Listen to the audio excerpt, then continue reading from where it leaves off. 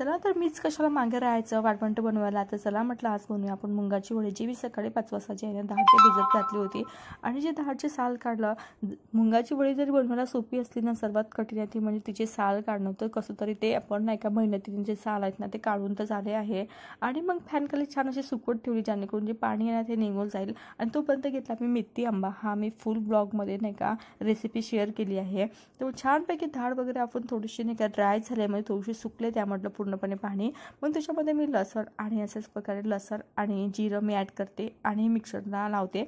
पारंपरिक पद्धतीने जर लक्षात घेतलं तर आपण हे वाळवंटावर वाटण्यात मजा येते आणि त्याची टेस्टही भारी लागते.